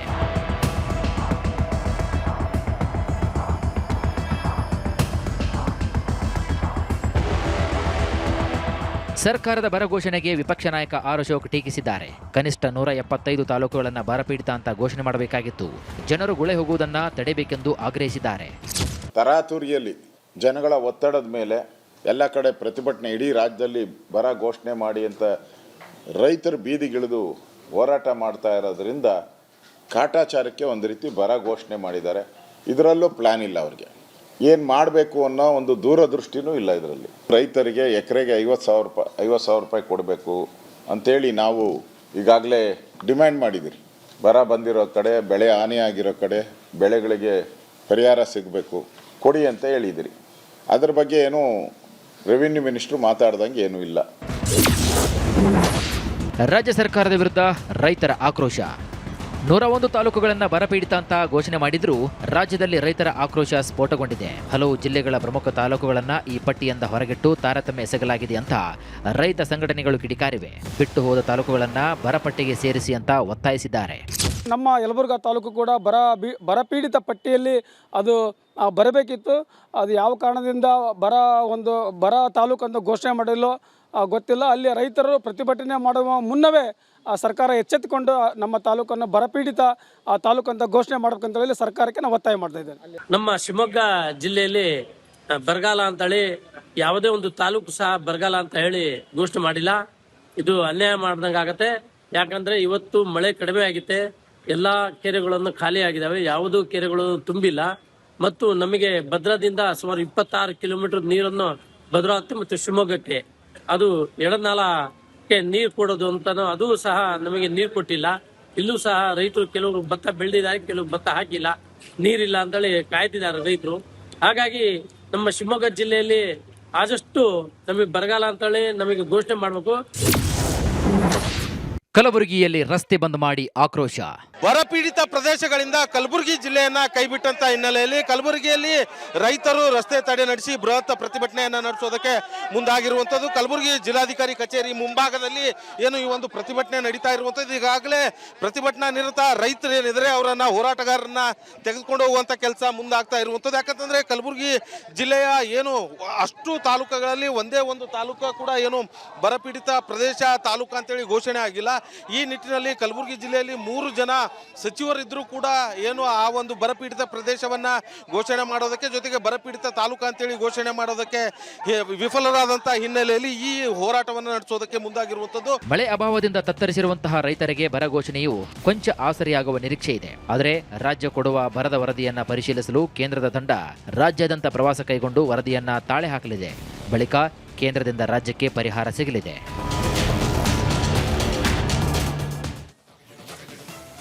ನೋಡಿ, ಈಗ ಈ 101 ತಾಲೂಕುಗಳ ನಂತರ ಹಲವು ತಾಲೂಕುಗಳನ್ನ ಬಿಟ್ಟಿರೋದು ರೈತರ ಆಕ್ರೋಶಕ್ಕೆ ಕಾರಣ ಆಗ್ತಾ ಇದೆ. ಧಾರವಾಡ ಜಿಲ್ಲೆ, ಶಿವಮೊಗ್ಗ ಜಿಲ್ಲೆ, ಬಹಳ ಮುಖ್ಯವಾಗಿ ಕಲಬುರಗಿ ಜಿಲ್ಲೆ ಘೋಷಣೆ ಮಾಡಲಿಲ್ಲ ಅಂತ ಇವತ್ತು ಎಲ್ಲ ರೈತರು ರಸ್ತೆಗಿಳಿದು ಪ್ರತಿಭಟನೆಯನ್ನ ಮಾಡಿದ್ರು. ಕಲಬುರಗಿ ಜಿಲ್ಲೆಯನ್ನ ಬರ ಘೋಷಣೆ ಮಾಡೋದಕ್ಕೆ ಸಿಟ್ಟಾದ್ರು.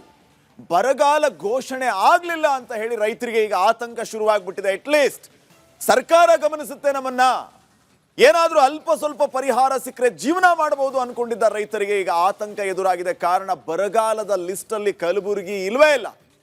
ಸರ್ಕಾರದ ವಿರುದ್ಧ ಕಲಬುರಗಿ ರೈತರು ಆಕ್ರೋಶವನ್ನ ವ್ಯಕ್ತಪಡಿಸ್ತಾ ಇದ್ದಾರೆ. ಅವರ ಆಕ್ರೋಶಕ್ಕೆ ಅರ್ಥವೂ ಇದೆ. ಪ್ರತಿಭಟಿಸಿ ಆಕ್ರೋಶವನ್ನ ವ್ಯಕ್ತಪಡಿಸಿರುವಂತ ಕಲಬುರಗಿ ರೈತರು ಸಚಿವ ಪ್ರಿಯಾಂಕ್ ಖರ್ಗೆ ವಿರುದ್ಧ ಕೆಂಡ ಕಾರ್ತಾ ಇದ್ದಾರೆ. ಪ್ರಿಯಾಂಕ್ ಖರ್ಗೆ ಅವರು ಉಸ್ತುವಾರಿ ಸಚಿವರು, ನಮ್ಮ ಜಿಲ್ಲೆಗೆ ಬಂದು ಅಧ್ಯಯನ ಮಾಡಿ ಬರಗಾಲದ ಪರಿಸ್ಥಿತಿಯನ್ನ ಮನವರಿಕೆ ಮಾಡಿಕೊಂಡು ನಮ್ಮ ಜಿಲ್ಲೆಯ ರೈತರ ಬಗ್ಗೆ ಇರುವಂತ ಕಾಳಜಿಯನ್ನ ಸರ್ಕಾರಕ್ಕೆ ತಲುಪಿಸ್ತಾರೆ. ಬರಗಾಲ ಅಂತ ಘೋಷಣೆ ಆಗುತ್ತೆ ಅಂತ ಸಿಕ್ಕಾಪಟ್ಟೆ ನಿರೀಕ್ಷೆ ಇಟ್ಕೊಂಡಿದ್ದ ರೈತರಿಗೆ ನಿರಾಸೆ. ರೈತರು ಕೇಳ್ತಾ ಇರೋದೇನಂತಂದ್ರೆ, ನಮ್ಮ ಜಿಲ್ಲೆಯ ಸಚಿವರಿಗೆ ನಮ್ಮ ಜಿಲ್ಲೆಯ ಪರಿಸ್ಥಿತಿ ಗೊತ್ತಿಲ್ವಾ ಅಂತ. ಬರ ಬರ ಅಂತ ಕಂಗಾಲಾದ್ರೂ ಕೂಡ ಯಾಕೆ ಖರ್ಗೆ ಅವರಿಗೆ ಇದು ಅರ್ಥ ಆಗ್ಲಿಲ್ಲ. ಜಿಲ್ಲಾ ಉಸ್ತುವಾರಿ ಸಚಿವರು ಏನ್ ಮಾಡ್ತಿದ್ದೀರಿ ಅಂತ ಪ್ರಶ್ನೆ ಮಾಡ್ತಾ ಇರೋದು. ಉಳಿದ ಎಲ್ಲ ವಿಚಾರಗಳನ್ನ ಮಾಡ್ತೀರಿ, ನಿಮ್ಮ ತವರು ಜಿಲ್ಲೆಯ ಪರಿಸ್ಥಿತಿ ನಿಮ್ಗೆ ಅರ್ಥ ಆಗ್ತಾ ಇಲ್ವಾ ಅಂತ ಅಲ್ಲಿನ ರೈತರು ಪ್ರಶ್ನೆ ಮಾಡ್ತಾ ಇದ್ದಾರೆ. ಇವನ್ ಔರಾದದಲ್ಲಿ ವೀಕ್ಷಣೆ ಮಾಡಿದ ಮೇಲೂ ಕೂಡ ಯಾಕೆ ಘೋಷಣೆ ಮಾಡಲಿಲ್ಲ. ಪ್ರಿಯಾಂಕ್ ಖರ್ಗೆ ಅವರು ಹೋಗಿದ್ರಲ್ಲಿ. ಕಲಬುರಗಿಯಿಂದ ಇನ್ನೊಂದು ವಿಚಾರ, ಕಲಬುರಗಿಯಿಂದ 3 ಜನ ಮಂತ್ರಿಗಳಿದ್ದಾರೆ. ಪ್ರಿಯಾಂಕ್ ಖರ್ಗೆ, ಶರಣ್ ಪ್ರಕಾಶ್ ಪಾಟೀಲ್, ಡಾಕ್ಟರ್ ಅಜಯ್ ಸಿಂಗ್, ಇದರ ಜೊತೆಗೆ ಎಐಸಿಸಿ ಅಧ್ಯಕ್ಷ ಮಲ್ಲಿಕಾರ್ಜುನ್ ಖರ್ಗೆ ಅವರು. ಇಷ್ಟು ಮಂತ್ರಿಗಳಿದ್ರು ಸ್ವತಃ ಖರ್ಗೆ ಅವರು ಎಐಸಿಸಿ ಅಧ್ಯಕ್ಷರು, ಅವರದ್ದೇ ಸರ್ಕಾರ ಬರಗಾಲ ಘೋಷಣೆ ಮಾಡೋದಕ್ಕಾಗಲಿಲ್ಲ. ಇದು ಬೇಸರಕ್ಕೆ ಕಾರಣ ಆಗ್ತಾ ಇದೆ. ಕಲಬುರಗಿ ಜಿಲ್ಲೆಯಾದ್ಯಂತ 9 ತಾಲೂಕುಗಳಿದೆ. 9 ತಾಲೂಕುಗಳಲ್ಲಿಯೂ ಕೂಡ ಬರಗಾಲ ಪರಿಸ್ಥಿತಿ ಇದ್ರೂ ಕೂಡ ಸರ್ಕಾರ ಅದು ಹೆಂಗ್ ಕಡೆಗಣಿಸ್ತು, ಅದು ಯಾವ ಮೂಲೆಯಲ್ಲಿ ಮಳೆ ಆಗಿದೆ ಅಂತ ನಿಮ್ಗೆ ಕಾಣಿಸ್ತು ಅನ್ನೋಂಥ ಪ್ರಶ್ನೆಯನ್ನ ಮಾಡ್ತಾ ಇದ್ದಾರೆ. ನಾನ್ಸ್ ಇರುತ್ತೆ. ಎಲ್ಲ ರೀತಿಯ ಸರ್ವೆಯನ್ನ ಮಾಡಿದ ನಂತರವೂ ಕೂಡ ನಿಮಗೆ ಬರಗಾಲ ಅಂತ ಯಾವ ಮೂಲೆನೂ ಅನಿಸ್ಲಿಲ್ವಾ? ಖರ್ಗೆ ಅವರೇ ಏನ್ ಮಾಡ್ತಾ ಇದ್ದೀರಿ ಅನ್ನೋಂಥ ಪ್ರಶ್ನೆಯನ್ನ ಮಾಡ್ತಾ ಇದ್ದಾರೆ. ಸರ್ಕಾರದ ನಡೆಗೆ ಈಗ ಕಲಬುರಗಿ ಅನ್ನದಾತರು ರೊಚ್ಚಿಗೆದ್ದಿದ್ದಾರೆ. ಶರಣ್ ಪ್ರಕಾಶ್ ಪಾಟೀಲ್ ಅವರನ್ನ ರಿಪೋರ್ಟರ್ಸ್ ಇವತ್ತು ಪ್ರಶ್ನೆ ಮಾಡಿದ್ರು. ಇನ್ನೊಂದು ಲಿಸ್ಟ್ ಬರುತ್ತೆ ಅಂತ ಹೇಳಿ ಎಸ್ಕೇಪ್ ಆಗ್ತಾರೆ. ಯಾವಾಗ ಬಿಡ್ತೀರಪ್ಪ ಇನ್ನೊಂದು ಲಿಸ್ಟ್ನ? 101 ತಾಲೂಕುಗಳ ಜೊತೆಗೆ ಕಲಬುರಗಿಯನ್ನ ಸೇರಿಸ್ತೀರಾ? ಹಾಗಿದ್ರೆ ಇದು ಈಗ ಜನರ ಪ್ರಶ್ನೆ ಆಗಿದೆ. ಎಸ್ ವೀಕ್ಷಕರೇ, ನೀವು ಕೂಡ ಕರೆ ಮಾಡಿ ನಿಮ್ಮ ಅಭಿಪ್ರಾಯಗಳನ್ನು ತಿಳಿಸಬಹುದಾಗಿದೆ. ಈ ವಿಚಾರಕ್ಕೆ ಸಂಬಂಧಪಟ್ಟಂತೆ ನಿಮಗೆಲ್ಲ ಗೊತ್ತಿರುವ ಹಾಗೆ ರಿಪಬ್ಲಿಕ್ ಕನ್ನಡದ ಧ್ಯೇಯವಾಕ್ಯ ನಿಮ್ಮ ಧ್ವನಿ. ಚಳ್ಳಕೆರೆಯಿಂದ ಫಸ್ಟ್ ಕಾಲರ್ ರೆಡಿ ಇದ್ದಾರೆ. ನಮಸ್ಕಾರ. ನೋಡಿ, ಜನರ ಅಭಿಪ್ರಾಯಕ್ಕೆ ಒಂದು ಮುಕ್ತ ವೇದಿಕೆಯನ್ನ ರಿಪಬ್ಲಿಕ್ ಕನ್ನಡ ಒದಗಿಸಿಕೊಡ್ತಾ ಇದೆ. ವೀಕ್ಷಕರೇ, ಮುಂಗಾರು ಮಳೆ ಕೊರತೆಯಿಂದಾಗಿ ರಾಜ್ಯದಲ್ಲಿ ಎಷ್ಟೆಲ್ಲ ಸಮಸ್ಯೆಗಳಾಗ್ತಾ ಇದೆ. ರೈತರ ಬದುಕು ಅಕ್ಷರಶಃ ನಲುಗಿ ಹೋಗ್ತಾ ಇದೆ. ಇದರ ನಡುವೆ ಅನ್ನದಾತರ ಆಕ್ರೋಶಕ್ಕೆ ಮಣಿದು ರಾಜ್ಯ ಸರ್ಕಾರ 101 ತಾಲೂಕುಗಳನ್ನ ಬರ ಪೀಡಿತ ಅಂತ ಘೋಷಣೆ ಮಾಡಿದೆ. ಹಾಗಾದ್ರೆ ಸರ್ಕಾರ ಬರ ಪರಿಸ್ಥಿತಿಯನ್ನು ಹೇಗೆ ನಿರ್ವಹಿಸುತ್ತೆ ಅನ್ನುವಂಥ ಪ್ರಶ್ನೆ ಇದೆ. ಬರ ಘೋಷಣೆಯಿಂದ ರೈತರಿಗೆ ಅನುಕೂಲ ಆಗುತ್ತಾ, ಹೆಂಗ್ ನಿರ್ವಹಣೆ ಮಾಡುತ್ತೆ, ಬಿಟ್ಟಿರುವ ತಾಲೂಕುಗಳನ್ನ ಜೋಡಿಸಿಕೊಳ್ಳುತ್ತಾ ಅನ್ನುವಂಥ ಪ್ರಶ್ನೆ. ಕಾಲರ್ ರೆಡಿ ಇದ್ದಾರೆ, ನರಸಿಂಹ ಅಂತ ಹೇಳಿ. ಸರ್ ನಮಸ್ಕಾರ. ಸರ್ ನಮಸ್ಕಾರ, ಧ್ವನಿ ಕೇಳಿಸ್ತಾ ಇದೆಯಾ? ಹೇಳಿ. ಎಸ್ ಸರ್, ತಮ್ಮ ಅಭಿಪ್ರಾಯ ತಿಳಿಸಿ, ಏನ್ ಹೇಳ್ತೀರಿ? 101 ತಾಲೂಕುಗಳು ಬರ ಪೀಡಿತ ಅಂತ ಘೋಷಣೆ ಆಗಿದೆ. ಪಟ್ಟಿಯಿಂದ ಕೈ ಬಿಟ್ಟ ತಾಲೂಕುಗಳಲ್ಲಿ ಆಕ್ರೋಶ ಸ್ಫೋಟವಾಗ್ತಾ ಇದೆ. ನಮ್ಮ ತಾಲೂಕಲ್ಲೂ ಮಳೆ ಇಲ್ಲಪ್ಪ, ಯಾಕೆ ಬಿಟ್ರಿ ಅಂತ ಕೇಳ್ತಿದ್ದಾರೆ. ನಿಮ್ಗೇನ್ ಅನ್ಸುತ್ತೆ? ನಾವು ಕೇಳ್ತಾ ಇರೋದು ಅದಕ್ಕೆ ರಾಜ್ಯದಲ್ಲಿ ಬರಗಾಲ ಎಲ್ಲಾ ಕಡೆನೂ ಆಗ್ತಾ ಇದೆ ಈಗ. ಈ ಸಲ ಮಳೆ ಕಡಿಮೆ ಇರೋದ್ರಿಂದ ಇವರು ಸರಿಯಾಗಿ ಸಮೀಕ್ಷೆ ಮಾಡ್ತಾ ಇಲ್ಲ, ಅದರಿಂದ ಈ ತರ ಆಗ್ತಾ ಇದೆ. ಓಕೆ, ಧನ್ಯವಾದ ನರಸಿಂಹ ಅವರೇ ಕರೆ ಮಾಡಿ ಅಭಿಪ್ರಾಯ ತಿಳಿಸಿದ್ದಕ್ಕೆ. ಪ್ರಕಾಶ್ ರೆಡ್ಡಿ ಅಂತ ನೆಕ್ಸ್ಟ್ ಕಾಲರ್ ರೆಡಿ ಇದ್ದಾರೆ. ಪ್ರಕಾಶ್ ರೆಡ್ಡಿ ಅವರೇ ನಮಸ್ಕಾರ. ನಮಸ್ತೆ ಸರ್. ಸರ್, ತಮಗೇನ್ ಅನ್ಸುತ್ತೆ, ಸರ್ಕಾರ ಮಾಡಿದ್ದು ಸರಿನಾ, ಏನ್ ಮಾಡ್ಬೇಕು? ಸರ್, ಇಷ್ಟೊತ್ತಿಗೆ ಈ ಒಂದು ತಿಂಗಳು ಮುಂಚೆನೆ ಇದು ಘೋಷಣೆ ಮಾಡಬೇಕಾಗಿತ್ತು, ತಡ ಆದ್ರೂ ಮಾಡಿದ್ದಾರೆ, ಅದಕ್ಕೆ ಧನ್ಯವಾದಗಳು. ಅದರಲ್ಲೂ ನಮ್ಮ ತಾಲೂಕು ಬರ ಘೋಷಣೆ ಆಗಿರೋದಕ್ಕೆ ನಮ್ಮ ಸಚಿವರಿಗೂ ಧನ್ಯವಾದಗಳು ತಿಳಿಸ್ತೇವೆ ಸರ್. ನಮ್ಮ ಕಡೆ ಎಲ್ಲ ಸೂರ್ಯಕಾಂತಿ ಎಲ್ಲ ಅರಗಿ ಹೊರಗಾಕಿದ್ದಾರೆ ಸರ್. ಬೆಳೆ ಏನೂ ಇಲ್ಲ, ತೊಗರಿ ಬಾಡ್ತಾ ಇದ್ದಾವೆ, ಕುಡಿಯೋ ನೀರಿಗೂ ಸ್ವಲ್ಪ ತೊಂದರೆ ಆಗ್ತಾ ಇದೆ. ಆದಷ್ಟು ಸರ್ಕಾರ ಇದ್ರ ಗಮನ ಕೊಟ್ಟು ರೈತರಿಗೆ ಪರಿಹಾರ ಘೋಷಣೆ ಮಾಡಬೇಕು. ಬರಪೀಡಿತ ಅಂತ ಮಾಡಿದ್ರೆ ಆಗೋದಿಲ್ಲ, ಅವ್ರಿಗೊಂದಿಷ್ಟು ಧನ ಸಹಾಯ ಮಾಡಿದರೆ ರೈತರು ಬದುಕ್ತಾರೆ ಸರ್. ಓಕೆ, ಧನ್ಯವಾದ ಮಾಹಿತಿ. ಜಗದಯ್ಯ ಅಂತ ಗದಗ್ನಿಂದ ಕರೆ ಮಾಡಿದ್ದಾರೆ. ಜಗದಯ್ಯ ಅವರೇ ನಮಸ್ಕಾರ. ಜಗದಯ್ಯ ಅವರೇ ನಮಸ್ಕಾರ, ಧ್ವನಿ ಕೇಳಿಸ್ತಾ ಇದೆಯಾ? ಗದಗ ಜಿಲ್ಲೆಯಲ್ಲಿ ಒಂದೇ ಒಂದು ತಾಲೂಕು ಬರ ಪೀಡಿತ ಅಂತ ಘೋಷಣೆ ಆಗಿರೋದು, ಅದು ಗಜೇಂದ್ರಗಡ. ನಿಮ್ದು ಯಾವ ತಾಲೂಕು? ನಮ್ ಗದಗ ತಾಲೂಕು ರೀ ಸರ್. ಒಟ್ಟ ನಮ್ಮಲ್ಲಿ ಏನು ಇದನ್ನ ಪ್ರಯೋಜನ ಇಲ್ರಿ ಸರ್. ಆ ತರ ಮಾಡ್ಬಿಟ್ರಿ. ಬರ ಪರಿಹಾರ ಇಲ್ಲ, ಏನಿಲ್ಲ, ಎಲ್ಲಾ ಬಾಳ ಇದೈತಿ, ಕ್ರಿಟಿಕಲ್ ಐತ್ರಿ. DC ಅವರು ಹೆಂಗ ಇದು ಮಾಡಿದ್ರು ಏನು, ಒಟ್ಟ ಏನು ಇರ್ಲಾರ್ದಂತ ಮಾಡ್ಬಿಟ್ರ. ಮತ್ತೆ ಅದು ಅಲ್ಲಿ ನೀರಾವರಿ ಐತಿ ಗಡಾಕ, ಅದನ್ನ ಪಾಸ್ ಮಾಡ್ಬಿಟ್ರ. ಇಲ್ಲಿ ಬಂದು ನೋಡಿದ್ರ ಇದಾಗತ್ರಿ ಅವ್ರು. ಆದ್ರೆ ಯಾರು ಸರ್ವೆ ಮಾಡಿಲ್ಲ ಅಂತ ಹೇಳ್ತೀರಾ, ಅಥವಾ ಸರ್ವೆ ಮಾಡಿದ್ರು ಏನು ಪ್ರಯೋಜನ ಆಗ್ಲಿಲ್ವಾ ಅಂತೀರಾ? ಏನು ಪ್ರಯೋಜನ ಆಗ್ಲಿಲ್ರಿ, DC ಅವ್ರು ಬಂದಿದ್ರು. ಓಕೆ, ಫೈನ್, ಥ್ಯಾಂಕ್ ಯು ಜಗದಯ್ಯ ಅವರೇ ಕರೆ ಮಾಡಿ ಅಭಿಪ್ರಾಯ ತಿಳಿಸಿದ್ದಕ್ಕೆ. ಆನಂದ್ ಕುಮಾರ್ ಅಂತ ನೆಕ್ಸ್ಟ್ ಕಾಲರ್ ರೆಡಿ ಇದ್ದಾರೆ, ಕಲಬುರಗಿಯಿಂದಾನೆ. ಆನಂದ್ ಕುಮಾರ್ ಅವರೇ ನಮಸ್ಕಾರ. ನಮಸ್ಕಾರ ಸರ್. ಕಲಬುರಗಿ ಜಿಲ್ಲೆ ವಿಚಾರವನ್ನು ಹೇಳ್ತಿದ್ವಿ ನಾವು ಈಗಷ್ಟೇ. ಮೂರು ಜನ ಮಂತ್ರಿಗಳಿದ್ದಾರೆ ಸರ್. ನಮ್ಮ ಮಂತ್ರಿ ಇದ್ದಾರೆ ಸರ್. ನಮ್ ಗುಲ್ಬರ್ಗ ಡಿಸ್ಟಿಕ್ ಅಲ್ಲಿ ಮಳೆ ಇಲ್ಲ. ಆ ಲಾಸ್ಟ್ ಟೈಮ್ ವಿಮಾ ಕಂಪನಿಯಿಂದ ಪರಿಹಾರ ಸದ್ಯ ಕಂಪ್ಲೀಟ್ ಆಗಿ ಬಂದಿಲ್ಲ ಸರ್. ಮತ್ತೆ ಈ ಸಲ ಪರಿಹಾರ ಘೋಷಣೆ ಮಾಡಿ ಮೂರ್ ಮಂತ್ರಿ ಇದ್ನು ಘೋಷಣೆ ಮಾಡಿಲ್ಲ ಅಂದ್ರೆ ಸರ್, ಇದು ಬಹಳ ಅನ್ಯಾಯ ಸರ್. ಯಾಕಂದ್ರ ಇಲ್ಲಿ ಒಂದು ಯಾರು ಬಿ ಒಂದು ಜಮೀನಿಗೆ ಬಂದು ವಿಸಿಟ್ ಮಾಡಲ್ದೇನೆ ಏನಲ್ದೇನೆ ಬರಗಾಲ ಘೋಷಣೆ ಮಾಡಿಲ್ಲ ಅಂದ್ರೆ ಏನ್ ಅರ್ಥ ಸರ್ ಅದು? ಲಾಸ್ಟ್ ಟೈಮ್ ಬೆಳೆ ಪರಿಹಾರ ವಿಮಾ ಕಂಪ್ನಿನ ಪರಿಹಾರ ಕಟ್ಟಿದ್ ಸರ್, ಅಮೌಂಟ್ ಸುದ ಹಾಕ್ಲಿಲ್ಲ ಸರ್.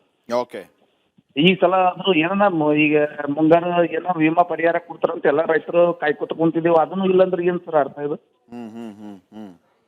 ರೈತರ ಹಂಗಂದ್ರೆ ಏನ್ ಮಾಡೋದು ಸರ್? ಯಾರಿಗೆ ಕೇಳಬೇಕು, ಯಾರಿಗೆಲ್ಲ 3 ಜನ ಮಂತ್ರಿ ಇದ್ದನು ಇದು ಬಹಳ ಅನ್ಯಾಯ ಸರ್ ನಮ್ಮ ಡಿಸ್ಟ್ರಿಕ್ಟ್ ದುರಂತ. Okay, fine, thank you Anand Kumar ಅವರೇ ಕರೆ ಮಾಡಿ ನಿಮ್ಮ ಅಭಿಪ್ರಾಯವನ್ನ ತಿಳಿಸಿದ್ದಕ್ಕೆ.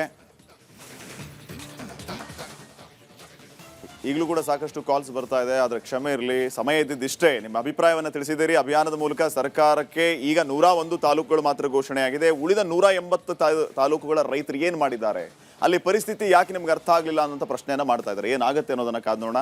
ಇದಾಗಿತ್ತು ಇವತ್ತಿನ ನಿಮ್ಮ ಧ್ವನಿ ಪ್ರೈಮ್ ನ್ಯೂಸ್. ನೋಡ್ತಾ ಇರಿ ರಿಪಬ್ಲಿಕ್ ಕನ್ನಡ, ಇದು ನಿಮ್ಮ ಧ್ವನಿ. ನಮಸ್ಕಾರ. ಆರೋಗ್ಯ ಹಾಗೂ ನ್ಯೂಟ್ರಿಷನ್ ಸಿಗುತ್ತೆ, ನೋಡಿ ಬಾಡಿ ಸ್ಟ್ರಾಂಗ್ ಆಗುತ್ತೆ, ಸ್ವಲ್ಪ ತಿಂದು ಹಸಿವು ನಿಗುತ್ತೆ, ಡೈಜೆಷನ್ಗೆ ಇಲ್ಲ ಅಪಾಯ. MDH ಸೋಯಾಟಿ ಅಸಲಿ ಪ್ರೋಟೀನ್. MDH